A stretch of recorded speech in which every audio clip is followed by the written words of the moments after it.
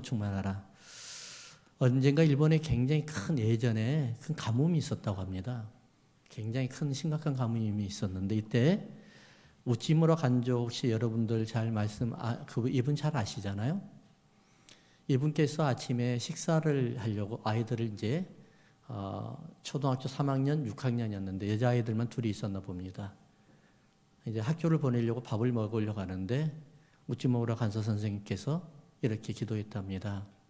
하나님 오늘 비를 장대같이 내려주셔서 메마른 땅에 축축히 적셔주시길 원합니다. 라고 기도를 했대요. 그리고 기도를 끝나고 이제 아이들이 학교를 가려고 하는데 6학년 여자아이는 그냥 학교를 가려고 하고 3학년짜리 아이가 아빠 우산 그러더래요. 그러니까 아니 오늘 비도 안 오는데 왜 우산을 찾냐고. 그러니까 아빠 비 오라고 우산 지금 비 오라고 기도했잖아요. 그래서 우산을 가지고 간대요. 그래서 우찌무라 간조 선생님께서 자기의 믿음이 너무너무 부끄럽더래요, 아이한테. 그래서 그 믿음이 너무 없는 것을 자기가 그때서야 믿었다고, 느끼게 됐다고 그러면서 이야기하더라고요. 여러분, 기도하는 대로 되는 줄 믿습니까? 여러분들이 기도가 얼마나 많은 기도가 여러분들이 진정으로 삶이 된다고 하면은 우리는 분명히 우리의 삶은 지금 많이 놀랍게 변화되어 일 줄로 믿습니다. 우리는 사실 기도 따로 믿음 따로 그렇게 살잖아요. 그렇잖아요. 대부분 여러분은 안 그런 것 같은데 저는 대부분 좀 그런 경우가 많이 있어요. 예. 기도는 열심히 했는데 보니까 기도만 할 때만 그렇고 더 뒤돌아서면 내가 무슨 기도했는지도 모를 때가 많아요. 예. 그리고 나중에 이루어지는 거 보고 내가 이 기도를 했구나 이걸 또 생각할 때가 있어요. 예, 복음의 출발이 뭘까요, 여러분? 복음의 출발? 특별한 게 아니잖아요. 믿음이잖아요. 그렇죠? 복음은 첫 번째 믿음이에요. 믿음이라는 것은 사실 눈에 보이지가 않아요. 그래도 믿어야 되는 겁니다. 또 믿음이라는 것은 경험을 못했다고 해서 믿지 못하는 것이 아니에요. 경험을 못했을지언정 믿어야 되는 거예요. 미래가 깜깜해요. 앞날이 깜깜해요. 그래도 하나님께서 빛을 분명히 주신다고 하면 그걸 믿어야 돼요. 이게 뭘까요? 약속의 말씀을 믿는 믿음이에요.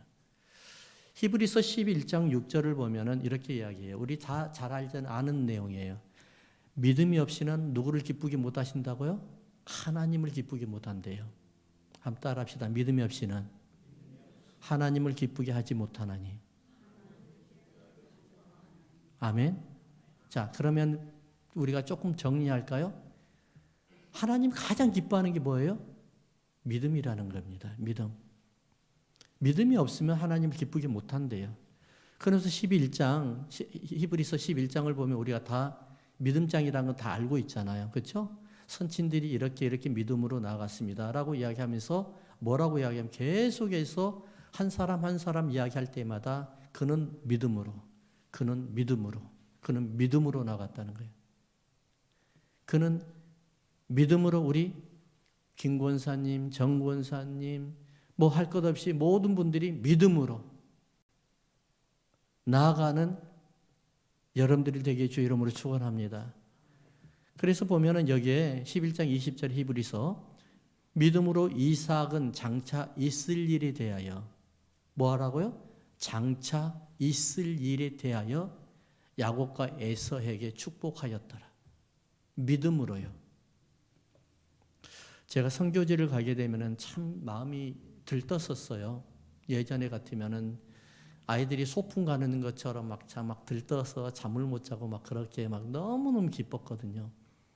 그래서 이제 선교지를 처음에 갔었을 때가 바로 정글이었는데 4월 달에 갔어요. 2001년도 4월 달에.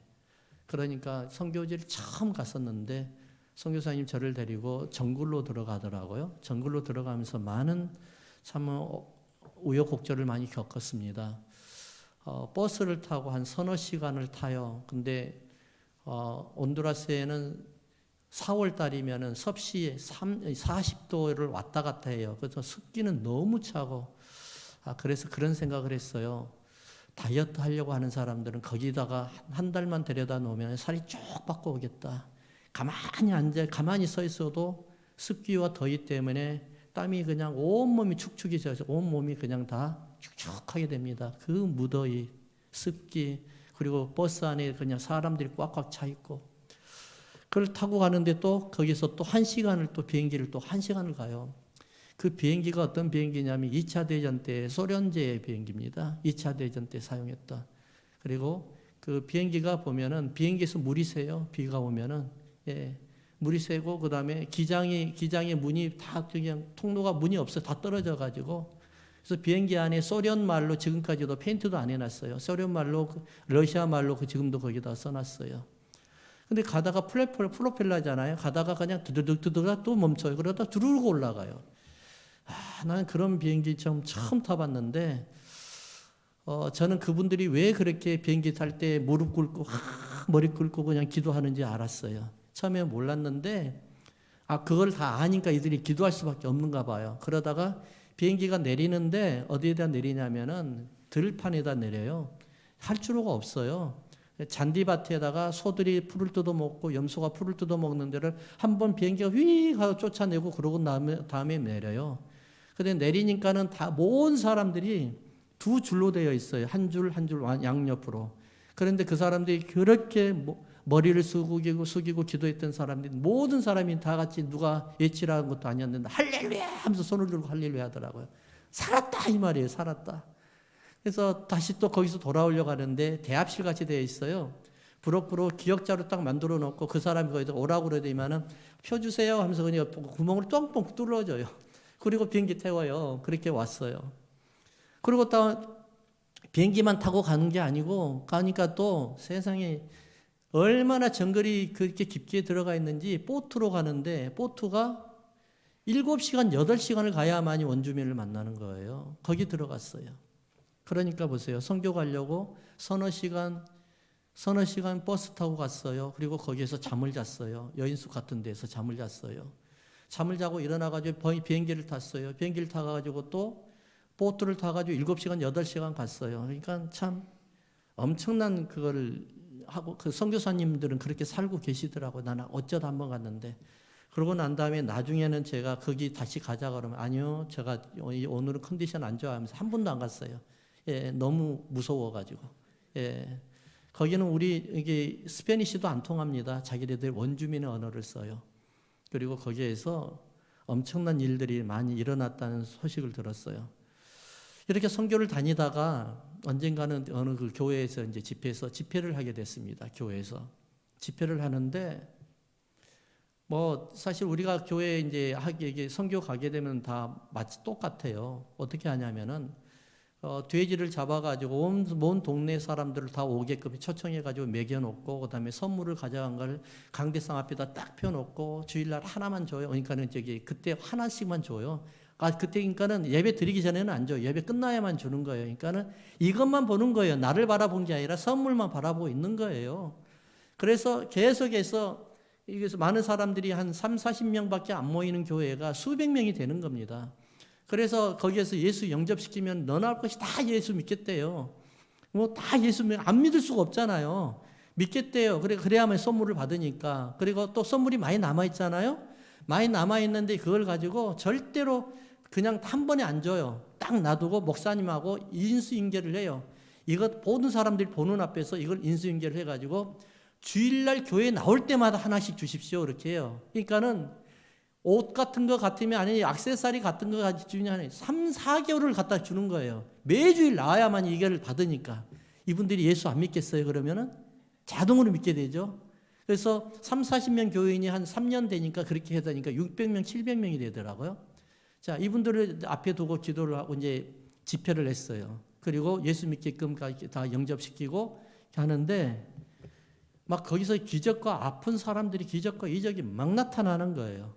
그래서 저는 움찔했어요, 속으로. 이야, 내가 이 엄청난 목사인데도 우리 교인들이 나를 이걸 못 알아봐. 그러면서 내가 속으로 얼마나 이것 좀 보여줬으면 좋겠다. 누가 같이 온 사람이 누가 좀 말 좀 해줬으면 좋겠는데 돌아와가지고 한 사람도 그런 말을 안 해요. 섭섭하잖아요, 속으로는. 너무 섭섭하잖아요. 말이라도 좀 해줬으면 좋겠는데 말도 안 해주는 거예요. 정 목사가 여기서 엄청난 일을 일으켰다는 것을 좀 자랑하고 싶은데. 근데 어떤 분이 어느 날 이 말을 하더라고요. 목사님, 저분들이 무슨 희망이 있겠어요? 병원이 있어요. 의사가 있어요. 약이 있어요. 이분들은 여기에서 목사님들한테 안수기도 받아볼 때를 다 받아봤어요. 안 되는 거예요. 근데 미국에서 온다고 하니까 이분 좀 특별하겠지. 기대를 가지고 믿음을 가지고 이분한테 기도받으면 나을 거야 라는 그런 믿음을 가지고 오는 거예요. 이분들이 그냥 오는 게 아니에요. 그 말을 듣는데 머리가 하나 콱 망치로 얻어 터진 느낌이었어요. 그분들은요, 지푸라기라도 붙들어야 되는 거예요. 자식이 아픈데요. 남편이 아프고 와이프가 아픈데요. 본인이 아픈데요. 부모님이 아픈데요. 어떻게 해야 되겠어요? 없는 믿음도 막 만들어내야 되는 거예요. 그래야만이 기적이 일어나는 거예요. 골로새서 2장 9절에서 10절 한번 읽어볼까요? 그 안에는 신성의 모든 충만이 육체로 거하셨다는 거예요. 9절부터 읽을게요. 그 안에는 신성의 모든 충만이 육체로 거하셨다. 예수님께서 이 땅에 오실 때 그런 거예요. 예수님께서 이 땅에 오실 때 예수님이 육체 안에, 육신 안에 저는 이것을 천국을 내렸다고 이야기를 하는데 천국을 예수님의 마음에, 예수님 몸에 품고 내려오셨다고 이야기를 하는데 하나님 아버지의 모든 신성, 세상을 말씀으로 창조하시고 세상을 말씀으로 다스리시고 지금도 여러분들과 함께 하시는 그 하나님의 모든 신성을 예수님이 담고 내려오셨대요. 품고 내려오셨대요. 그리고 10절이요. 너희도 그 안에서 충만해졌으니 이게 중요하잖아요. 예수님이 하나님의 신성을 가지고 내려오신 것까지도 이해는 되지만 예수님이 내려오신 것과 내가 충만해진 게 뭐가 이게 같은 말이에요? 뭐가 일치하는 거예요? 바로 조금 이따 말씀을 드릴게요. 예수님이 하나님의 신성한 모든 충만을 가지고 내려오셨는데 이제 내가 뭐라고요? 내가 그 충만을 하나님의 충만을 내가 예수님한테 이양받았다는 거예요. 이게 은혜가 아닌가요? 엄청난 은혜잖아요. 그러면서 그는 모든 통치자와 권세의 머리시라. 내 안에서 하나님의 신성한 모든 충만이 이루어지면서 내가 뭐예요? 세상을 통치하는 권세의 머리가 나와 함께 하신다는 거예요. 나를 통해서 이루어져 나간다는 거예요. 자, 그럼 본문의 내용이 바로 우리가 다시 한번 이렇게 이야기를 해볼까요? 예수님께서 하늘에 하나님의 신성한 모든 충만을 가지고 오셨는데 내가 어떻게 해요? 예수님을 통해서 어떻게 해요? 신성한 충만을 내가 이양받았다, 위임받았다는 거예요. 뭘로요? 세례로요. 세례로 받았다는 거예요. 저는 요즘에 사실 많은 혼란을 느끼고 있어요. 기독교 안에 세상의 학문과 세상의 문화가 너무 많이 들어와 있다는 사실을 저는 느끼게 됩니다.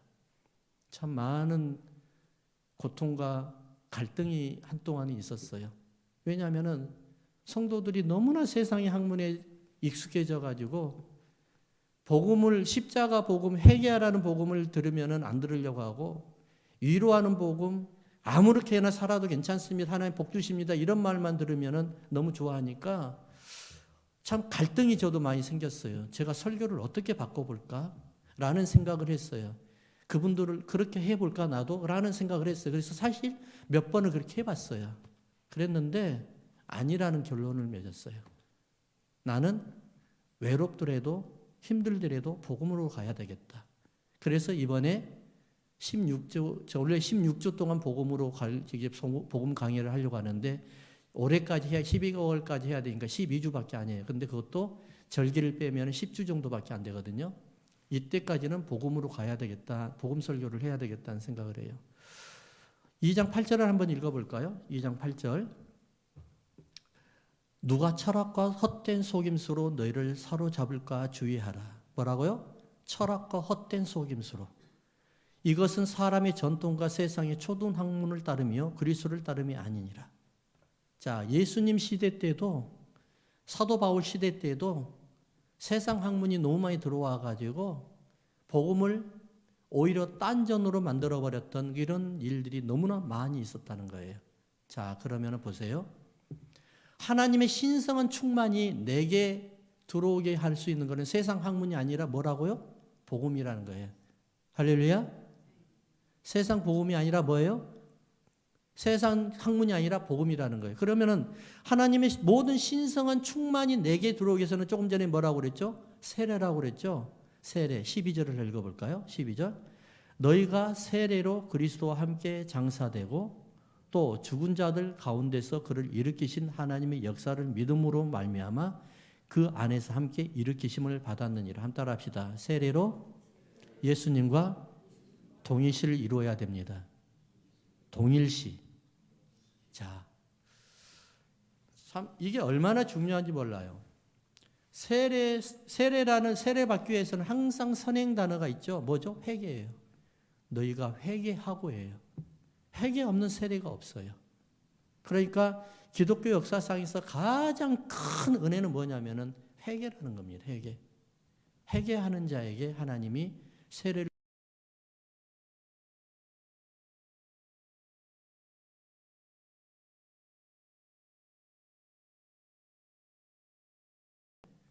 회개하고 예수 믿고 그 다음에 세례를 베풀었어요. 세례 의식이 바로 우리의 인생을 바꿔버리는 거잖아요. 세례가 세상 사람에서 예수 사람으로, 예수의 자녀로 우리의 인생을 바꿔버린 겁니다. 그럼 세례가 뭘까요? 세례는 동일시하는 거예요. 이 동일시라고 표현을 하니까 좀 어려운 단어 같은데 예수님과 함께 동일한 위치에서 생활하는 위치, 그걸 동일시라고 그래요. 하나님의 충만한 신성을 예수님께서 이 땅에서 가지고 오셨잖아요. 근데 우리는 아직도 죄인이었잖아요. 그러면서 우리가 회개하고 세례를 받으니까 어떻게 해요? 우리의 모든 죄값이 사라져버리고 우리가 예수님의 위치로 올라가 버렸어요. 그래서 우리가 예수님과 화평을 누렸다고 그래요. 화평은 뭐예요? 바로 예수님의 저울추와 내 저울추가 평행을 이루는 거예요. 이게 화평이에요. 이것이 동일시라는 거예요. 그러니까 이 동일시라는 것은 뭘 이야기하냐? 바로 하나님 우리 아버지께서 이 세상을 다스리는 모든 권세 신성한 충만을 예수님에게 위임하셔가지고 이 땅으로 가지고 오셨는데 예수님이 그것을 누구에게 주셨다는 거예요? 세례 받고 예수님과 동일시를 이룬 모든 사람들에게 주셨다는 거예요. 할렐루야. 이걸 믿으세요? 제가 목회를 하면서 많은 경험을 하게 되잖아요. 특별히 개척을 할 때 귀신의 역사, 악한 영의 역사들이 굉장히 많더라고요. 근데 저만 그런 줄 알았지만 제 친구 목사님들도 다 같이 하는 말이에요. 목회를 처음 시작하니까는 악한 영의 역사가 굉장히 많았대요. 저는 또 선교를 가니까 선교제에도 많이 일어나잖아요. 그런 게 굉장히 많이 나요. 그래서 저는 사실 여러분들 저 아시지만 계속 보아하잖아요. 전 특별한 게 없잖아요. 기도할 때 귀신이 팍 나가버리고 앉은 자가 일어나버리고 치료되고 뭐 그런 게 없잖아요. 전 특별한 게 없어요. 그냥 평범한 목사예요. 근데 어느 날 목회 개척을 하고 얼마 안 됐을 때였어요. 토요일 날에는 목사가 제일 바쁜 날입니다. 그래서 목사가 토요일 날에는 되도록이면 성도를 안 만나려고 하는데 누구도 안 만나려고 그때 당시에는 전화도 다 꺼버렸었어요. 안 만나려고. 주님과 묵상하면서 말씀을 준비해야 되잖아요. 그런데 네가 특별한 날 같으면 어쩔 수 없이 신방도 가고 해요. 특별할 때는. 근데 어느 날 어느 집사님이 교회로 제 사무실로 훅 찾아온 거예요. 토요일 날. 찾아와가지고 이분이 왜 그러시나 그래가지고 예수를 오래 믿은 분이에요. 이분도. 근데 어떻게 됐든지 간에 이야기를 하고 싶어서 찾아왔겠죠. 찾아와서 저하고 이야기를 하는데 저는 속으로 빨리 좀 갔으면 좋겠는데 왜 안 가나 막 그런 생각이 있잖아요. 근데 이야기를 들어보니까 이분은 그냥 보내면 안 되겠다는 이런 감동이 오더라고요. 하나님이. 그래서 집사님 잠깐 일어나세요. 우리 기도하러 갑시다. 그래가지고 이 강대상 앞으로 왔어요. 그래가지고 사무실 거기에서 일어나가지고 강대상 교회 안으로 들어가서 기도를 했거든요. 제가 그분을 위해서 기도 몇 특별한 게 한 것도 없었어요. 근데 그냥 기도하고 그냥 그러니까 보혈 찬양하고 그다음 기도를 했어요. 기도를 하는데 머리에다 손을 얹고 기도를 하는데 뜨거 하면서 떼굴떼굴 굴러다니는 거예요. 뜨겁다고. 그래서 처음에 저도 놀랐어요. 그분이 놀란 게 아니라 저는 속으로 더 놀랐어요. 이분이 왜 이러나 이거? 그러면서 막 떼굴떼굴 굴러다니까 조금 멈칫했어요. 그러다가 다시 한번 또 얹어봤어요. 그러면 떼굴떼굴 굴러면 목사님 제발 머리에 손을 얹지 말라고. 손에 얹지 말라고 하니까 몸이 됐잖아요. 몸도 뜨겁다고 난리치고 떼굴떼굴 굴러다니는 거예요. 그러다가 이제 굉장히 좀 뭔가가 좀 뿌듯한 느낌이 있어요. 기도를 했어요. 조금 더 쫙 퍼져버리면 아무 소리도 안 하는 거예요. 그러고 일어났어요. 교회 처음에 들어올 때는 시커멓게 들어왔는데 얼굴이 하얘져 버린 거예요. 하얘져가지고. 그러면서 그분의 이야기를 들어보니까 미국에 이민해 와가지고 너무 고생을 해가지고 이민 적응을 못해가지고 그때 너무 많은 그러니까는 하나님이 즐거워하지 아니하는 기뻐하지 아니하는 일들을 했더라고요. 예. 아무튼 중요한 건 뭐냐면은 이거예요. 내가 믿음이 있어서 주님 앞에 기도하는 거 정말 중요합니다. 하지만 더 중요한 거는 내가 아까 뭐라고요? 회개하고 세례를 받으면 하나님의 모든 신령한 신성의 충만함이 나한테 그대로 들어온다고 그랬죠? 그러니까 나는 내 의지와는 상관없이 내가 예수님의 이름으로 기도하면은 신성한 충만이 나를 통해서 흘러갈까요, 안 갈까요? 흘러간다는 거예요. 이걸 여러분이 믿으셔야 돼요. 아멘? 이걸 믿으셔야 돼요. 그러니까 여러분 특별하게 기도 많이 하는 사람, 말씀 많이 본 사람, 물론 그런 사람들에도 엄청난 일들이 일어나겠죠. 더 중요한 건 뭐냐면은 내가 말씀을 남들보다 많이 못 읽고 기도를 남들보다 더 못했을지언정 나의 안에는 예수님이 하나님의 신성한 충만을 가지고 오셨던 그 충만함이 나에게도 성령님과 함께 하신다는 것을 믿고 우리가 기도해야 된다는 겁니다. 세례 받은 자에게는 모든 사람들에게 나타난다는 사실이에요. 특별한 사람에게 나타나는 게 아니라 회개하고 세례 받은 모든 사람들에게. 두 번째를 보니까 11절을 볼까요? 11절. 또 그 안에서 너희가 손으로 하지 아니한 할례를 받았으니 곧 육의 몸을 벗는 것이요 그리스도의 할례니라. 한번 따라합시다. 약속의 말씀 믿는 사람들입니다. 한번 크게 할까요? 약속의 말씀을 믿는 사람들. 여러분 믿습니까? 하나님의 신성한 충만이 나를 통해서 어떻게 나타날까? 이게 참 우리는 굉장히 사모하는 거잖아요. 그렇죠? 내 안에서 성령님이 내주하신 것을 내가 믿거든요. 그리고 모든 사람이 믿어요. 예수 믿고 세례받고 회개하고 세례받으면은 그리고 또 예수님을 믿으면 하나님이 영접하는 자 그 이름을 믿는 자들에게는 하나님의 자녀가 되는 권세를 주셨다고 했으니까 내가 하나님의 자녀인 것을 믿고 그리고 내 안에 계신 성령님이 내주하신 것을 누구도 믿어요. 그렇죠? 근데 내 안에 계신 성령님이 나를 통해서 역사한다는 사실을 믿는 사람들은 소수에 불과하더란 말입니다. 이게 우리의 문제인 거예요. 기독교 역사가 이게 우리의 역사는 우리는 매일같이 기적을 만들어내야 되고 기적이라는 게 다른 게 아니에요. 하나님의 약속의 말씀이 이루어지는 게 기적이에요. 이런 기적을 만들어내야 되는데 우리는 너무나 기독교가 우리는 잠자고 있고 복음이 잠자버린 거예요.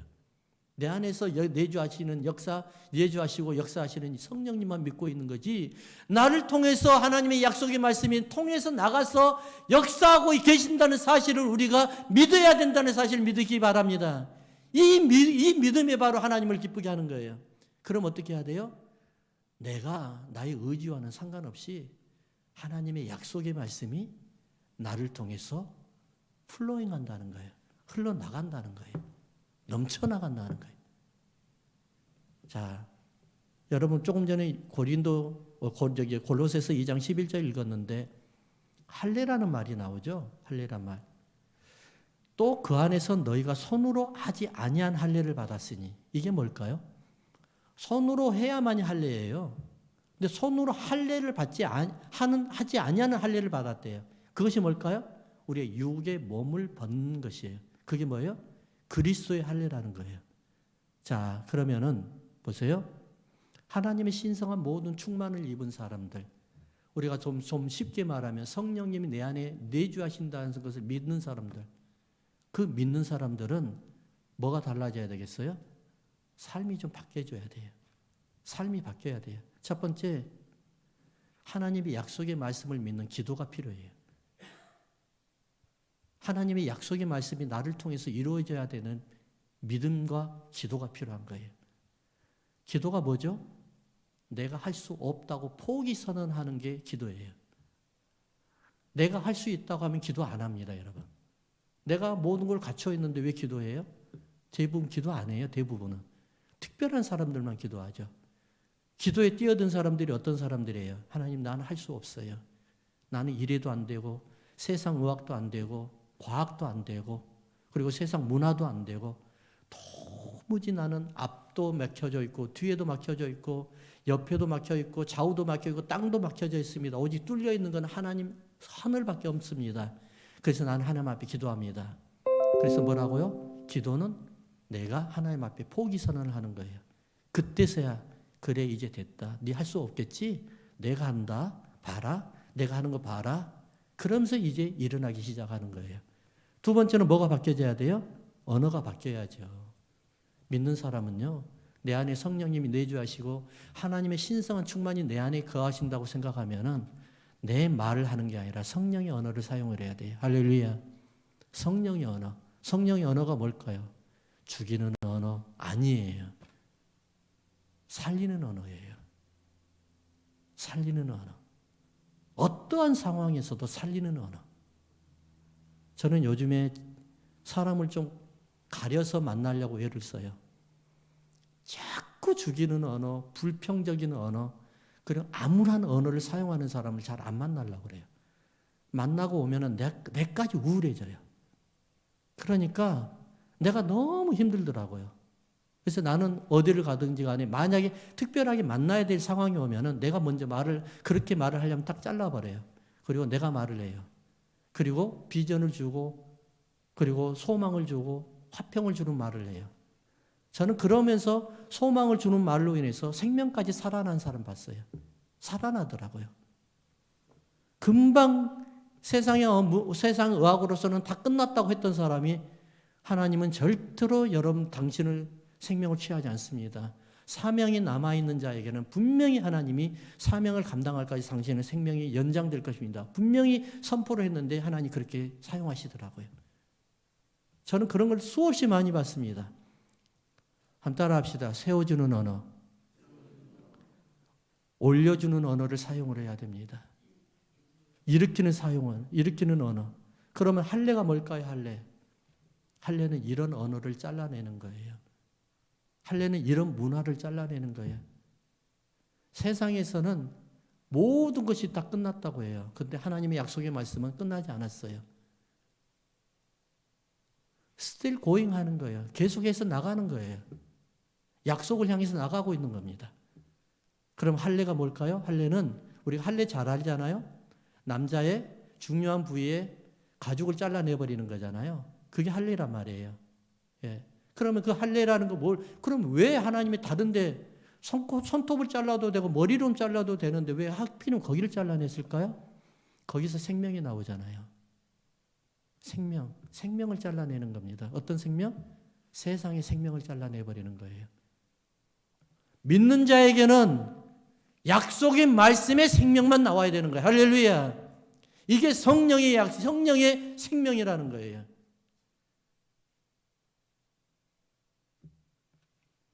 아브라함이 약속의 말씀을 믿지 못하여서 이스마엘을 만들어버렸어요. 그 씨로. 자기 생각의 씨로 만들어내버린 거예요.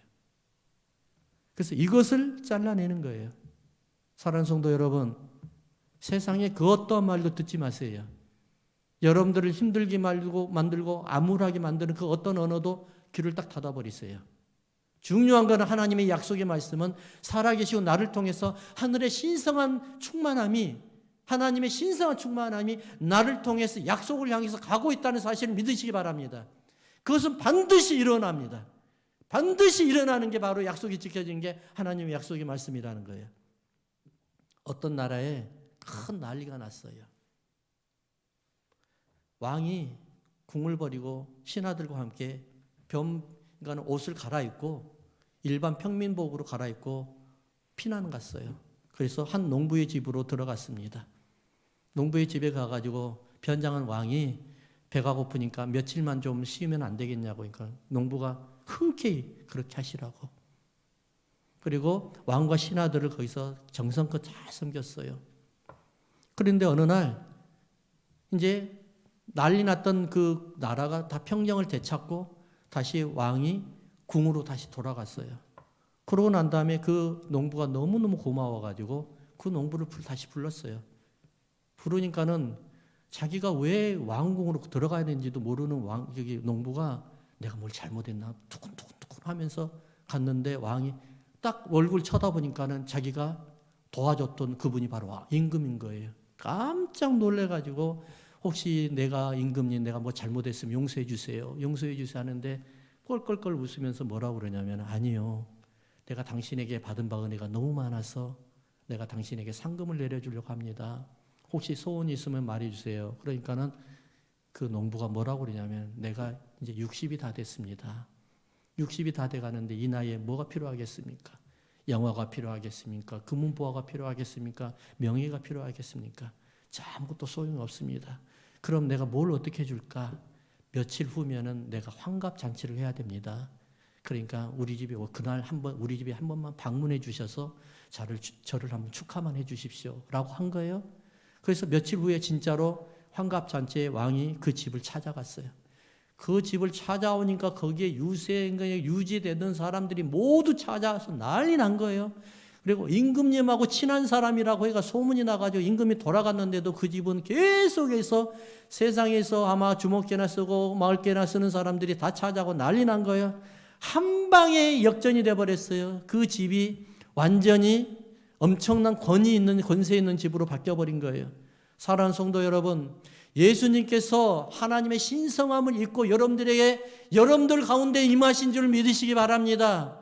우리 인생이 바뀌어졌어요. 우리가 이제는 하나님이 내 안에 거하시고 내 안에 거하시는 하나님을 바라보면서 악한 것들이 나를 바라보면서 놀래 도망가고 있다는 사실입니다. 여러분 하나님의 신성함을 입고 여러분들이 이 안에 계시는 성령님을 계속해서 요청하십시오. 성령님 나를 위해서 대신 역사해 주세요.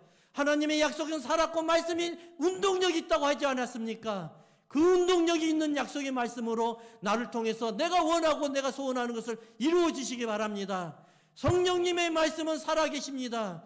약속의 말씀은 살아계십니다. 그렇기 때문에 하나님, 내 안에 계신 성령님, 나를 변화시켜 줬던 내 하나님 성령님, 나를 통해서 약속의 말씀, 나를 꼭 환난 날에 나를 건져내주시는 그런 하나님이 내 아버지가 되기를 주님 부탁합니다. 이렇게 기도하는 여러분들 되기를 주님의 이름으로 축원합니다.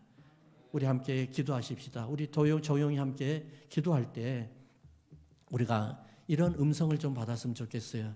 내가 너와 함께 하겠다. 내가 분명히 너를 일으켜 주겠다. 내가 분명히 반드시 너를 역전시켜 주겠다. 이러한 기도로 우리가 주님 앞에 온전히 우리의 모든 것을 맡기는 우리가 되기를 원합니다. 함께 기도하십시다.